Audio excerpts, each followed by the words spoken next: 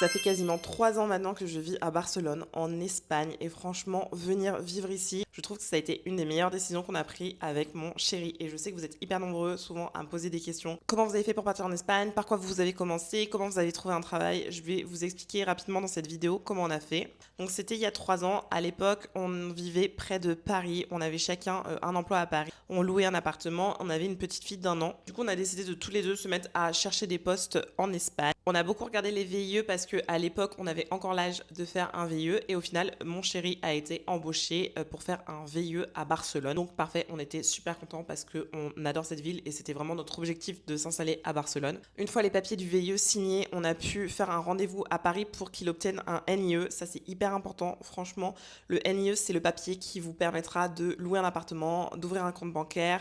C'est vraiment indispensable si vous vous installez en Espagne et je vous conseille de le faire depuis la France. Ça va bien plus vite, c'est bien plus simple. Chose qu'on a fait aussi depuis la France, on a trouvé un hébergement temporaire pour une durée d'1 mois et c'est ce que je vous conseille grave de faire. Regardez les Airbnb, les locations de vacances entre guillemets, parce que franchement, louer un appartement long terme à distance, je ne vous le conseille pas du tout, même si on vous montre des vidéos, des photos de l'appartement, il y a beaucoup trop d'arnaques.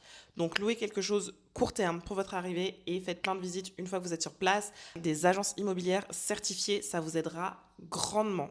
Après ça, on s'est occupé de l'école. On a préféré déménager durant l'été parce que du coup, ça nous a permis vraiment de regarder tous les établissements scolaires. Enfin, à l'époque, elle était à la crèche, donc de faire les différentes visites de la crèche. Si vous voulez partir avec des enfants, moi, ce que je vous conseille fortement, si vous voulez les scolariser dans le public, faites vraiment attention parce qu'il y a des dates extrêmement précises. Renseignez-vous en amont. Regardez les établissements scolaires, regardez bien les quartiers. Après, une fois sur place, on a facilement trouvé un appart. Je pense qu'en 2 semaines, c'était fait.